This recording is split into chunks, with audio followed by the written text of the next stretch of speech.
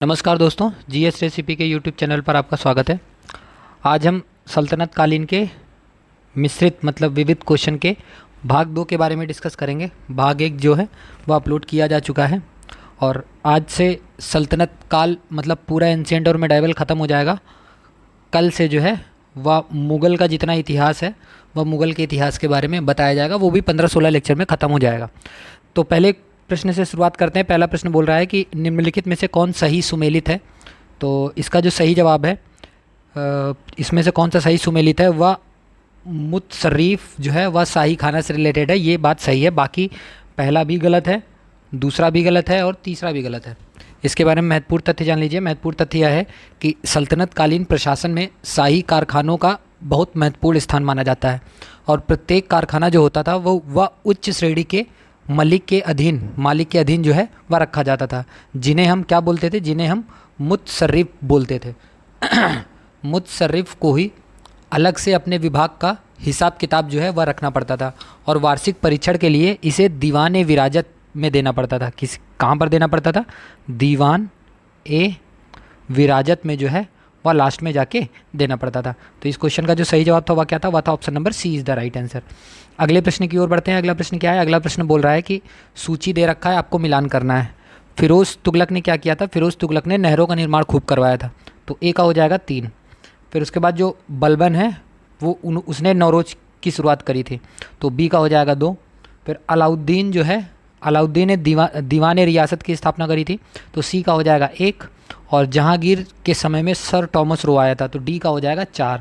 तो 32-14 जिसमें होगा वही सही जवाब है। तो बी जो है इसका सही आंसर है। Option number B is the right answer. अगले प्रश्न की ओर बढ़ते हैं। अगला प्रश्न क्या है? अगला प्रश्न बोल रहा है कि जो ये युग्म दिए गए हैं उसमें से असत्य बताना है कौन सा है। इनमें से जो दीवान मुक्तराज है वो अलाउद्दीन से रिलेटेड है, सही बात है। फिर उसके बाद दीवान आमिर को ही मोहम्मद तुगलक से रिलेटेड है, ये भी सही बात है। दीवान खैरात जो है फिरोज़ तुगलक से रिलेटेड है, ये भी सही बात है। दीवान रियासत जो है वह क्या बलबन से रिलेटेड है? नहीं, इसके ऊपर मैंने बताया तो था। दीवान जो रियासत जो था वह बलबन से रिलेटेड नहीं था, तो किससे रिलेटेड था? या अलाउद्दीन से रिलेटेड था। किससे? ये जो पहले नंबर पे दिया है ना, अलाउद्दीन खिलजी से रिलेटेड था। तो इस क्वेश्चन का जो सही जवाब है वह क्या है? वह है option number D is the right answer. अगले प्रश्न की ओर बढ़ते हैं। अगला प्रश्न क्या है? अगला प्रश्न बोल रहा है कि मध्यकालीन भारत के आर्थिक इतिहास के संदर्भ में शब्द अर्घट्टा किसे निरूपित करता है?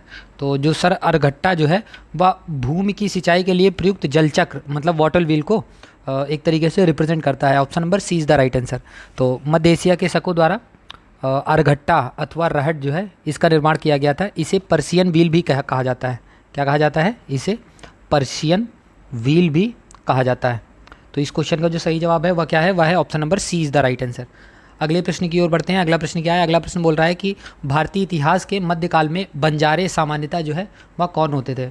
तो वह जो लोग होते थे वह व्यापारी होते थे। Option number D is the right answer. तो बंजारे जो थे वो मध्यकाल के घुमंतू व्यापारी होते थे, जो गांव-गांव शहर-शहर घूमकर अपना माल जो है वो बेचते थे। वे मूलतः कहाँ के निवासी होते थे? वो मूलतः राजस्थान के निवासी होते थे, मतलब निवास करते थे वो मूलतः राजस्थान में। किंतु वर्तमान में संपूर्ण भारत उपमहाद्वीप में ये फैले हुए हैं और बंजारे जो हैं वह पारंपरिक रूप से नमक और बैलों की आपूर्तिकर्ता व्यापारी जो है वह माने जाते थे। तो इस क्वेश्चन का जो सही जवाब है वह क्या है? वह है option number D is the right answer. अगले प्रश्न की ओर बढ़ते हैं। अगला प्रश्न क्या है? अगला प्रश्न बोल रहा है कि दिल्ली सुल्तानों के राज परिवार के प्रमुख अधिकारी को किस नाम से जाना जाता है? तो इनको किस नाम से जाना जाता था? इनको वकील दर के नाम से जाना जाता था। Option number B is the right answer. तो दिल्ली सुल्तानों के राज परिवार के प्रमुख अधिकारी को वकील दर के नाम से जाना जाता था। यह शाही महल एवं सुल्तान के व्यक्तिगत सेवाओं की देखभाल करता था। तो इस क्वेश्चन का जो सही जवाब है वह क्या है? वह है option number B is the right answer. अगले प्रश्न की ओर बढ़ते हैं। अगला प्रश्न बोल रहा है कि सल्तनत काल में जो है वो पूछ रहा है कि क्या क्या हुआ था। तो सल्तनत काल में बाह्य व्यापार की उन्नति हुई थी, सही बात है। सल्तनत काल में हिंदू भी मुस्लिम संतों का आदर करते थे, सही बात है। फिर उसके बाद उर्दू का भी विकास हुआ था, ये भी सही बात है। तो क्या ऊपर के तीनों कथन सही हैं? तो हाँ, ऊपर के तीनों कथन सही है, मतलब ऑप्शन नंबर डी जो है इसका सही जवाब है। और सल्तनत काल में भारत का अंतर्राष्ट्रीय व्यापार में प्रमुख स्थान हुआ करता था। जहां भारत का माल जो है वह बाहर विदेशों में भेजा जाता था, वहां ज़रूरत की सामग्री जो है वह विदेशों से मंगाई भी जाती थी उस समय। ठीक है, धार्मिक स्थिति अच्छी थी उस समय और हिंदू लोग सूफ़ी संतों का आदर करते थे और मुइनुद्दीन चिश्ती की दरगाह पर मुस्लिमों के साथ ही हिंदू भी जाया करते थे। इस समय गज़ल किस चीज़ का? इस समय गज़ल व जो कव्वाली जो था ना, गज़ल व कव्वाली जो है विशेषता उर्दू भाषा में गाई जाती थी। इसलिए हम कह सकते हैं कि ये तीनों जो कथन है सही है। तो इस क्वेश्चन का जो सही जवाब है वह क्या है? वह है option number D is the right answer. अगले प्रश्न की ओर बढ़ते हैं। अगला प्रश्न क्या बोल रहा है? अगला प्रश्न बोल रहा है कि खिदमती जो है वह क्या होता था? तो खिदमती जो है वह होता था पराजित हिंदू शासकों से लिया जाने वाला जो कर होता था उसे हम खिदमत बोलते हैं। Option number D is the right answer. अगले प्रश्न की ओर बढ़ते हैं। अगला प्रश्न क्या है? अगला प्रश्न बोल रहा है कि जागीर के लिए आरक्षित भूमि जो है वह क्या कहलाती थी? तो जागीर के लिए जो आरक्षित भूमि होती थी वह महाले पैबाकी कहलाती थी। Option number C is the right answer. तो महाले पैबाकी भूमि जो है वह आरक्षित भूमि होती थी। ये जागीरदारों से दंड स्वरूप वापस ली गई भूमि होती थी। और जो ये महाले पैबाकी जो है ना, महाले पैबाकी, यह भूमि ना तो जागीर भूमि होती थी और ना ही खालसा भूमि होती थी। यह भूमि जो है वह हस्तांतरण के लिए आरक्षित रखी जाती थी। इस भूमि को आवंटन से पूर्व राजकीय कर्मचारियों की देखरेख में जो है वह रखा जाता था। तो इस क्वेश्चन का जो सही जवाब है वह क्या है? वह है option number C is the right answer. अगले प्रश्न की ओर बढ़ते हैं। अगला प्रश्न क्या है? अगला प्रश्न बोल रहा है कि मध्यकाल में बटाई शब्द जो है इसका क्या अर्थ होता था? तो बटाई शब्द का जो अर्थ होता था वह लगान निर्धारण का तरीका होता था। Option number B is the right answer. मध्यकाल में बटाई शब्द का जो अर्थ होता था वह लगान निर्धारण का तरीका हुआ करता था। और बटाई में उत्पादन फसल के अनुमान के आधार पर लगान का निर्धारण जो है वह किया जाता था। जबकि जो ये जप्ती एक शब्द और है जिसका नाम है जप्ती। जप्ती जो होता था, जप्ती में भूमि की माप करके नगद वसूली की जाती थी। जबकि एक और टर्म है जिसका नाम है नस्क, एवं एक और टर्म है जिसका नाम है कनकूत। इसमें उपज की माप के बिना अनुमान के आधार पर लगान का निर्धारण जो है वह किया जाता था। तो इस क्वेश्चन का जो सही जवाब है वह है option number B is the right answer. अगले प्रश्न की ओर बढ़ते हैं। अगला प्रश्न क्या है? अगला प्रश्न बोल रहा है कि निम्नलिखित में से कौन भूमि उत्पाद पर लगने वाले कर को इंगित नहीं करता है? तो कौन नहीं इंगित करता है? वह है खुम्स। Option number B is the right answer. खुम्स जो होता था वह लूट का धन होता था। कौन सा? वह लूट का धन जो होता था उसे हम खुम्स बोलते थे। और इस धन का जो खुम्स होता था, इस धन का लगभग 1/5 भाग राजकोष में तथा 4/5 भाग जो होता था वह सैनिकों में बांट दिया जाता था। परंतु अलाउद्दीन खिलजी एवं मोहम्मद बिन तुगलक ने लूट के धन का 4/5 भाग राजकोष में जमा किया तथा शेष 1/5 भाग जो है वह सैनिकों में वितरित किया। यह भूमि उत्पाद कर नहीं होता था। और खराज जो है, जो ये दे रखा है पहले नंबर पे, जो खराज होता था वह गैर मुसलमानों से लिया जाने वाला भूमि कर होता था। यह उपज का 1/3 से 1/2 भाग जो है तक वसूल किया जाता था। और सल्तनत काल में लगान निर्धारण की मिश्रित प्रणाली को जो है वह मुक्तई कहा जाता था, जो चौथे नंबर पे दिया है। और उसरी भूमि के स्वामी जो तुर्की मुस्लिम होते थे तथा उनसे जो है वह भूमि की उपज पर उसर नामक जो है वह कर लिया जाता था। यह कर जो होता था वह प्राकृतिक साधनों से सिंचित भूमि के उपज का लगभग 1/10 भाग तथा मनुष्यकृत साधनों जैसे कि कुआं, तालाब आदि से सिंचित भूमि की उपज का लगभग 1/5 भाग जो है वह लिया जाता था। तो इस क्वेश्चन का जो सही जवाब है वह है option number B is the right answer. अगले प्रश्न की ओर बढ़ते हैं। अगला प्रश्न क्या है? अगला प्रश्न बोल रहा है कि निम्न में से ऊसरी भूमि के स्वामी जो होते थे वह कौन होते थे? तो मैंने बताया था यह कौन होते थे? यह तुर्की मुस्लिम होते थे। Option number A is the right answer.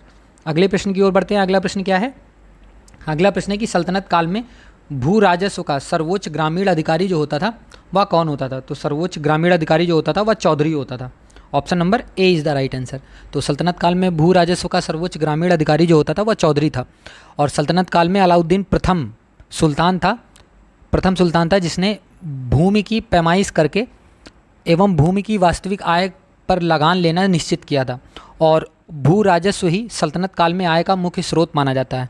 और फिर उसके बाद रावत था, रावत के बाद मलिक था आदि जो है ये सब उसके लिए, किसके लिए? अलाउद्दीन खिलजी के लिए जो है वह लगान वसूल करते थे। तो इस क्वेश्चन का जो सही जवाब है वह क्या है? वह है option number A is the right answer. अगले प्रश्न की ओर बढ़ते हैं। अगला प्रश्न बोल रहा है कि 13वीं और 14वीं शताब्दी में भारतीय किसान जो है निम्नांकित की खेती, किसकी खेती जो है वह नहीं करते थे? वह मक्के की खेती नहीं करते थे। Option number D is the right answer. 13वीं और 14वीं शताब्दी में भारतीय किसान जो है वह मक्का की खेती जो है वह नहीं करते थे। वास्तव में मक्का जो है वह पुर्तगालियों की, किसके द्वारा? पुर्तगालियों पुर्तगालियों द्वारा लाई गई फसल होती थी, इसलिए भारतीयों के लिए यह अज्ञात थी। जबकि गेहूं जो है, ये पहले नंबर पे जो गेहूं है, जो जौ है तथा जो चना है, यह प्राचीन काल से ही भारत में उत्पन्न किया जाता था। तो इस क्वेश्चन का जो सही जवाब है वह क्या है, वह है option number D is the right answer. अगले प्रश्न की ओर बढ़ते हैं। अगला प्रश्न क्या है? अगला प्रश्न बोल रहा है कि निम्नलिखित कथनों पर विचार कीजिए। पहला कथन क्या है? पहला कथन बोल रहा है कि दिल्ली सल्तनत के राजस्व प्रणाली में राजस्व वसूली के प्रभारी को आमिल कहा जाता था। आमिल कहा जाता था, सही बात है, हाँ बिल्कुल ये सही बात है। दूसरा कथन है कि दिल्ली के सुल्तानों की इक्ता प्रणाली एक प्राचीन देसी संस्था थी। क्या ये सही बात है? नहीं, ये गलत बात है।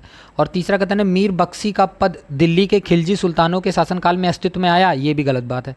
तो इसका जो सही जवाब हो जाएगा वह क्या हो जाएगा? वह हो जाएगा केवल एक सही। Option number A is the right answer. अगले प्रश्न की ओर बढ़ते हैं। अगला प्रश्न क्या है? अगला प्रश्न बोल रहा है कि सल्तनत काल में फवाजिल का क्या अर्थ होता था?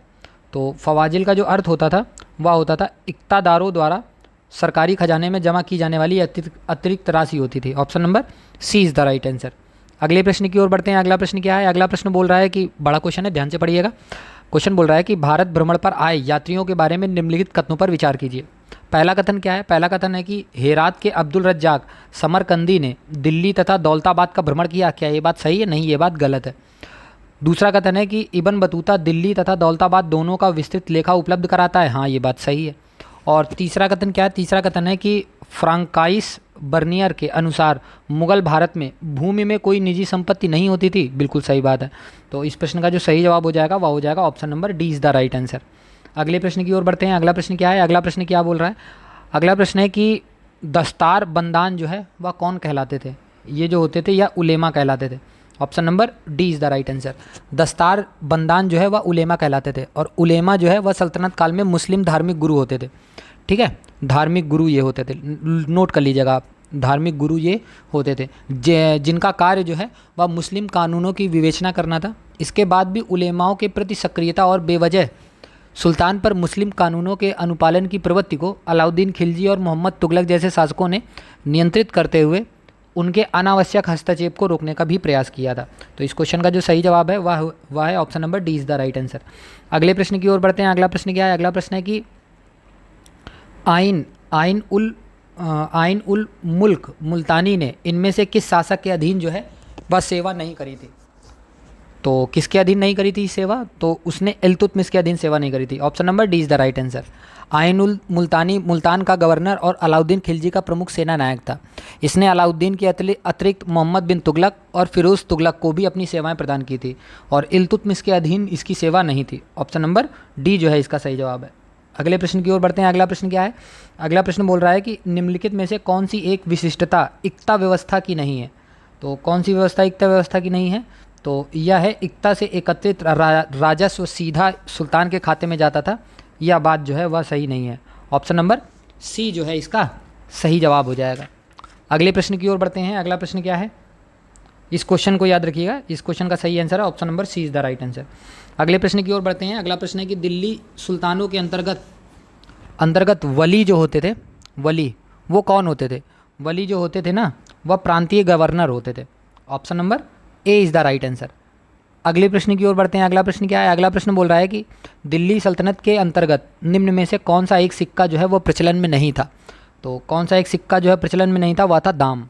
Option number A is the right answer. सल्तनत काल के जो सिक्के होते थे वह टंका होता था, फिर ससगनी होता था एक, फिर उसके बाद जीतल एक होता था। ठीक है, और तांबे जैसे धातु या जो है या चांदी तथा तांबे जैसे धातुओं से बने होते थे। और जो टंका होता था ना, ये जो बी नंबर पे दे रखा है, टंका जो होता था वह 175 ग्रेन भार वाला सिक्का होता था। और चांदी का जो टंका है तथा तांबे का जीतल सर्वप्रथम जो है वह इल्तुतमिश ने चलाया था। किसने चलाया था? वह जो सर्वप्रथम है इल्तुतमिश ने चलाया था। जबकि ससगनी जो है वह तांबे का सिक्का था जो कि फिरोज शाह तुगलक द्वारा चलाया गया था। और ससगनी के आधे मूल्य का सिक्का जो है वह दोगानी कहलाता है। ससगनी के आधे मूल्य का सिक्का जो है वह दोगानी कहलाता था। और अफीफ एक राइटर हैं, अफीफ के अनुसार फिरोज शाह ने अद्धा एवं विख नामक तांबे का सिक्का भी चलाया था, जो जीतल के क्रमशः आधे व चौथाई होते थे। तो इस क्वेश्चन का जो सही जवाब है वह क्या है? वह है option number A is the right answer. अगले प्रश्न की ओर बढ़ते हैं। अगला प्रश्न क्या है? अगला प्रश्न बोल रहा है कि सल्तनत काल के सिक्के टंका, ससगनी एवं जीतल किन धातुओं के जो है वह बने होते थे? तो वह किन धातुओं के बने होते थे? वह चांदी तथा तांबा के बने होते थे। Option number A is the right answer. अगले प्रश्न की ओर बढ़ते हैं। अगला प्रश्न क्या है? अगला प्रश्न बोल रहा है कि एक तरफ सूचीवन घटना दे रखा है और दूसरी तरफ उनके व्यक्ति का नाम दे रखा है, आपको मिलान करना है। तो तर्मशीरीन खान का भारत पर जो आक्रमण हुआ था वह किसके शासनकाल में हुआ था? वह मोहम्मद तुगलक के शासनकाल में हुआ था। तो ए का क्या हो जाएगा? ए का हो जाएगा 4। फिर उसके बाद दूसरा है कि पुर्तगाली कारिंदा फर्नाओ मार्टिज इवेंजेलो का जो आगमन हुआ था वह कहाँ पर हुआ था? वह इसका आगमन जो हुआ था वह विजयनगर में हुआ था। तो बी का हो जाएगा 1। फिर तीसरा है कि यात्री नूनिच का जो आगमन हुआ था, सॉरी इसका जो बी का हो जाएगा, बी का जो हो जाएगा, यह जो आया था वह चंपानेर में आया था। तो बी का क्या हो जाएगा? बी का हो जाएगा 3। बी का क्या हो जाएगा? बी का हो जाएगा 3। यात्री नूनिच था वह विजयनगर गया था। तो सी का हो जाएगा 1। और फिर कश्मीर घाटी में नहरों का जो जाल है वह किसने बिछाया था? वह जैनुल अबिदीन ने बिछाया था। और इसको एक तरीके से कश्मीर का अकबर भी कहा जाता है, ये भी याद रखिएगा। तो डी का हो जाएगा 2। तो 43-12 मतलब 42-12 किस में है? 43-12 वह किस में है? वह है ऑप्शन नंबर सी में। Option number C is the right answer. अगले प्रश्न की ओर बढ़ते हैं। अगला प्रश्न क्या है? अगला प्रश्न बोल रहा है कि इनमें से कौन सा सही सुमेलित नहीं है। तो इनमें से कौन सा सही सुमेलित नहीं है? वह है चांद बीबी जो है वह अवध से रिलेटेड नहीं है। तो अगर ये अवध से रिलेटेड नहीं है तो है कहाँ से रिलेटेड? या अवध की बजाय या अहमदनगर की शासिका थी। कहाँ की? या जो है या अहमदनगर की शासिका थी। इनका जो विवाह था वह बीजापुर के शासक अली आदिल शाह के साथ हुआ था। तो इस क्वेश्चन का जो सही जवाब है वह है option number 20 the right answer. बाकी सब सही है। रजिया सुल्तान दिल्ली से रिलेटेड, बहादुर शाह गुजरात से रिलेटेड और बाज बहादुर जो है मालवा से रिलेटेड, ये तीनों सही है। इस क्वेश्चन का सही जवाब है option number D is the right answer. अगले प्रश्न की ओर बढ़ते हैं। अगला प्रश्न क्या है?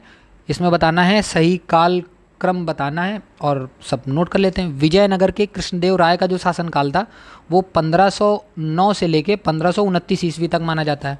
कुतुब मीनार का जो निर्माण है वह 1199 ईस्वी में माना जाता है। पुर्तगालियों का जो भारत आगमन था वह 1498 में माना जाता है। और फिरोज़ तुगलक की जो मृत्यु थी वह 1388 ईस्वी में माना जाता है। तो इस क्वेश्चन का जो सही जवाब हो जाएगा वह हो जाएगा 2 4 3 1। Option number A is the right answer. इस क्वेश्चन का सही जवाब है option number A is the right answer. अगले प्रश्न की ओर बढ़ते हैं। अगला प्रश्न क्या है? अगला प्रश्न फिर से सूची दे रखा है, एक तरफ शब्द दे रखा है और दूसरी तरफ उसका अर्थ दे रखा है, आपको बताना है। तो मेहराब का जो अर्थ होता था वह तोरण से रिलेटेड होता था, मतलब आर्च से रिलेटेड। तो ए का हो जाएगा 3। मिंबर जो था, मिंबर का अर्थ क्या होता था? मिंबर का अर्थ होता था सोपानी उपदेश मंच होता था। तो बी का हो जाएगा 1। फिर उसके बाद खुतबा जो होता था इसका अर्थ होता था धर्मोपदेश। तो सी का हो जाएगा 4। फिर उसके बाद किबला जो है वह प्रार्थना के लिए काबा की ओर की दिशा होती थी, उसका अर्थ होता है। तो डी का क्या हो जाएगा? डी का हो जाएगा 2।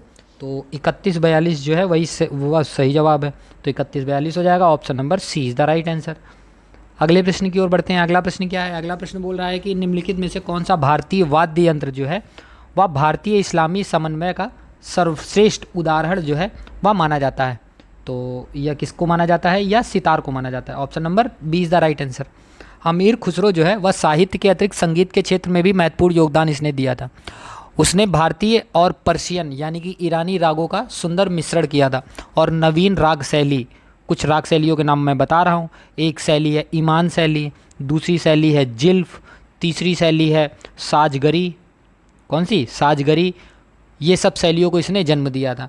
उसने फ़ारसी अल्बी मूल के कई राग, जैसे एक राग इसने एमन निकाला था, वह एक और राग था संगीत में जिसका नाम था घोर, इसने ही बताया था, संगीत में इसने शामिल किया। और भारतीय कव्वाली में एक नवीन शैली को जोड़ा तथा अमीर खुसरो ने सितार संगीत वाद्य को हिंदू मुस्लिम गान वाद्यों का सर्वश्रेष्ठ मिश्रण माना।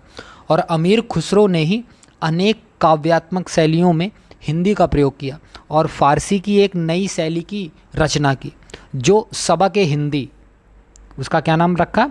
उसका नाम रखा सबक ए हिंदी, अर्थात इसको हिंदुस्तानी शैली भी बोला जाता है। क्या? हिंदुस्तानी शैली भी जो है इस नाम से यह प्रसिद्ध हुई थी। और अमीर खुसरो ने शतरंज के खेल को, कौन से खेल को? शतरंज के खेल को भारत की देन इन्होंने माना है। उन्होंने अपनी एक पुस्तक इन्होंने लिखी थी जिसका नाम था खजाइन उल फुतूह, खजाइन उल फुतूह, इसमें शतरंज के बारे में इसने वर्णन किया है। तो इस क्वेश्चन का जो सही जवाब हो जाएगा वह क्या हो जाएगा, वह हो जाएगा option number B is the right answer. अगले प्रश्न की ओर बढ़ते हैं। अगला प्रश्न क्या है, अगला प्रश्न बोल रहा है कि निम्न में से किस संगीत वाद्य को हिंदू मुस्लिम गान वाद्यों का सर्वश्रेष्ठ सबसे श्रेष्ठ मिश्रण जो है वह माना गया है। तो मैंने बताया था किसको माना गया है, वह सितार को माना गया है। Option number D is the right answer. अगले प्रश्न की ओर बढ़ते हैं। अगला प्रश्न है कि अमीर खुसरो जो है, अमीर खुसरो के अनुसार शतरंज का खेल जो है वह कहाँ पर इसका जो है खोज हुई थी या भारत में वह मानता है। Option number B is the right answer. अगले प्रश्न की ओर बढ़ते हैं। अगला प्रश्न क्या है, अगला प्रश्न है कि एक तरफ स्मारक दे रखा है और दूसरी तरफ उनके निर्माता दे रखे हैं, आपको सही जवाब बताना है। तो अलाई दरवाज़ा दिल्ली जो है इसको अलाउद्दीन खिलजी ने बनवाया था, बिल्कुल सही बात है। तो ए का हो जाएगा 1। और बुलंद दरवाज़ा और फतेहपुर सीकरी जो है वो अकबर ने बनवाया था, बी का 2। मोती मस्जिद आगरा का शाहजहाँ ने बनवाया था, सी का 3। और मोती मस्जिद दिल्ली का औरंगजेब ने बनवाया था, तो डी का 4। तो आंसर क्या हो जाएगा 1 2 3 4। किस में 1 2 3 4, वह है ऑप्शन नंबर ए में। तो option number A is the right answer. Okay, अगले प्रश्न की ओर बढ़ते हैं। अगला प्रश्न क्या है, अगला प्रश्न है कि एक तरफ शासक दे रखा है और एक तरफ भवन दे रखा है, तो आपको कौन सा भवन किस शासक ने बनवाया था वो बताना है। तो ऐबक ने कौन सा भवन बनवाया था, कुतुबुद्दीन ऐबक ने। कुतुबुद्दीन ऐबक ने 27 जैन मंदिर को तोड़वा के अजमेर में 2.5 दिन का झोपड़ा बनवाया था, तो ए का हो जाएगा 3। फिर उसके बाद जो इल्तुतमिश है इसने क्या बनवाया था, इल्तुतमिश जो है उसने सुल्तानगढ़ी बनवाया था, तो बी का क्या हो जाएगा, बी का हो जाएगा 4। और जो बलबन है, बलबन ने किलो खरी बनवाया था, तो सी का हो जाएगा 1। और जो अलाउद्दीन खिलजी है, अलाउद्दीन खिलजी ने सीरी दुर्ग बनवाया था, तो ये डी का हो जाएगा 2। तो 34-12 जो है इसका सही जवाब हो जाएगा। कौन सा, option number A is the right answer. इसके अगर आप option number B is the right answer. इसके अगर आप सन भी लिखना चाहें कब बना था तो वो भी नोट कर सकते हैं। 2.5 दिन का जो झोपड़ा है वह 1199 ईस्वी में बन के तैयार हुआ। सुल्तानगढ़ी जो है 1231 में बन के तैयार हुआ। सीरी दुर्ग जो है वह 1303 ईस्वी में बन के तैयार हुआ था। तो इस क्वेश्चन का जो सही जवाब था वह क्या था, वह था option number A is the right answer. अगले प्रश्न की ओर बढ़ते हैं। अगला प्रश्न क्या है, अगला प्रश्न है फिर से सूची 1 और सूची 2 दे रखा है और सही मिलान करना है। अकबर से रिलेटेड क्या है, अकबर से रिलेटेड है आइन ए दहसाला, तो ए का हो जाएगा 3। मोहम्मद तुगलक से रिलेटेड क्या है, मोहम्मद तुगलक से रिलेटेड है प्रतीक मुद्रा, तो बी का हो जाएगा 4। इल्तुतमिश से रिलेटेड क्या है, इल्तुतमिश से रिलेटेड है चिहलगानी अमीर, तो सी का हो जाएगा 2। और शेर शाह से रिलेटेड है सड़क ए आजम, तो डी का हो जाएगा 1। तो इसका जो है सही आंसर क्या हो जाएगा, इसका सही आंसर हो जाएगा 34-21। वह किस में है, वह है ऑप्शन नंबर बी में। तो इसका ऑप्शन नंबर बी सही जवाब हो जाएगा। Option number B is the right answer. Okay, चलिए अगले प्रश्न की ओर बढ़ते हैं। अगला प्रश्न क्या है, अगला प्रश्न बोल रहा है कि मध्यकाल की सरकार जो है एक समग्र संरचना थी, यह किसका विलय था। यह जो था यह अरब का फारस अरब तुर्क मंगोल एवं भारतीय तत्वों का था। ऑप्शन नंबर बी जो है इसका, ऑप्शन नंबर बी इसका सही जवाब है। अगले प्रश्न की ओर बढ़ते हैं। अगले प्रश्न में फिर से सूची 1 और सूची 2 दे रखा है, आपको बताना है और सबसे आसान क्वेश्चन अभी तक का यही है। प्लासी का जो युद्ध हुआ था वह 1757 में हुआ था, सबको पता है, तो ए का हो जाएगा 4। कलिंग का जो युद्ध है वह 261 ईस्वी में हुआ था अशोक के समय में, तो बी का हो जाएगा 1। जो हल्दी घाटी का जो युद्ध है वह अकबर के समय हुआ था, तो उसका हो जाएगा 1576, तो सी का हो जाएगा 2। और जो तराइन का जो युद्ध है पृथ्वीराज चौहान और मोहम्मद गोरी के बीच हुआ था, तो डी का हो जाएगा 3, 1192। 1191 में इन्होंने हरा दिया था और 1192 ईस्वी में मोहम्मद गोरी ने पृथ्वीराज चौहान को हरा दिया था। तो 41-23 जिसमें है वही सही जवाब है। तो सही जवाब क्या है, वह है option number C is the right answer. अगले प्रश्न की ओर बढ़ते हैं। अगला प्रश्न क्या है, अगला प्रश्न है कि निम्नलिखित 4 बाहरी आक्रमणों को काल क्रमानुसार मतलब अरेंज करना है इंक्रीजिंग ऑर्डर में। अहमद शाह अब्दाली दे रखा है, फिर चंगेज़ खान दे रखा है, फिर उसके बाद नादिर शाह दे रखा है, फिर उसके बाद तैमूर दे रखा है।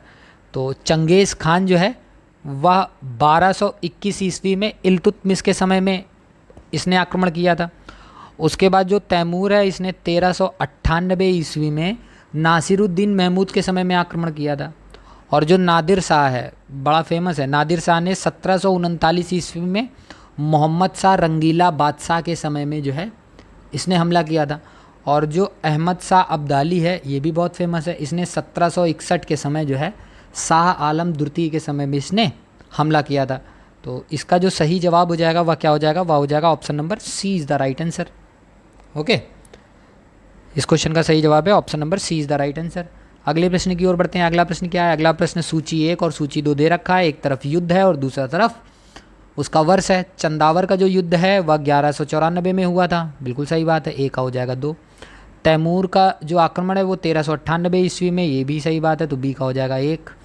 तलीकोटा बहुत इंपॉर्टेंट है, तलीकोटा जो है बहुत इंपॉर्टेंट है, इसको याद कर लीजिएगा। तलीकोटा का जो युद्ध है वो 1565 में हुआ था, तो सी का हो जाएगा 4। और जो घाघरा का जो युद्ध है 1529 में हुआ था, यह हो जाएगा डी का हो जाएगा 3।